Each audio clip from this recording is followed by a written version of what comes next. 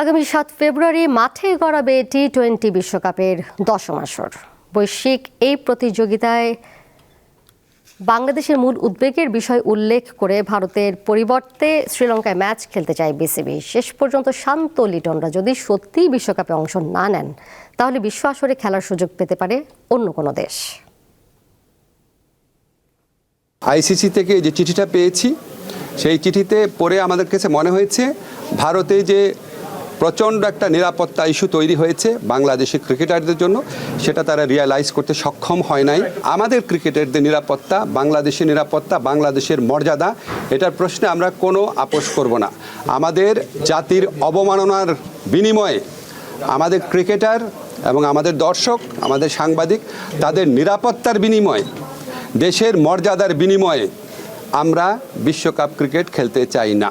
নিরাপত্তার খোঁড়া অজুহাত দেখিয়ে বাংলাদেশের মুস্তাফিজকে আইপিএলে খেলতে দিল না ভারতের ক্রিকেট বোর্ড। এর জল গড়ায় বহুদূর। সে নিরাপত্তার কারণে এবার টি-20 বিশ্বকাপ খেলতে ভারতে যেতে অপারগতা জানিয়েছে বাংলাদেশ। বিকল্প হিসেবে দ্বিতীয় ভেন্যু শ্রীলঙ্কার প্রস্তাব দিয়েছে বিসিবি। আইসিসিকে আমরা বোঝাবো, আমাদের মন্ত্রী মহোদয় যেভাবে বলে গেলেন আমরা বোঝাবো, কারণ দেখেন পূর্বেও কিন্তু সিকিউরিটির কারণে বিভিন্ন এই ধরনের ইভেন্ট হয়েছে এবং আপনারা জানেন যে হাইব্রিড বিশ্বকাপ যে হচ্ছে সেটার মূল কারণটাই কিন্তু সিকিউরিটি। সো আমরা আশা করছি যে আমরা যে আমাদের রিজনগুলো আছে সেগুলো আমরা এস্টাবলিশ করতে পারবো। এখন প্রশ্ন, এক ক্রিকেটারকে যখন নিরাপত্তা দিতে পারছে না, সেখানে বাংলাদেশ দলে বিশাল বহর ও দর্শক সমর্থকদের কিভাবে নিরাপত্তা দিবে ভারত, সে প্রশ্ন উঠেছে। ওয়ার্ল্ড কাপ যদিও বড় টুর্নামেন্ট, তারপরেও আপনার আগে তো বাঁচতে হবে। তো ওই যদি আমরা পুরো সিকিউরিটি ক্লিয়ারেন্সটা না পাই, তাহলে কোনো দেশে যে খেলা উচিত না।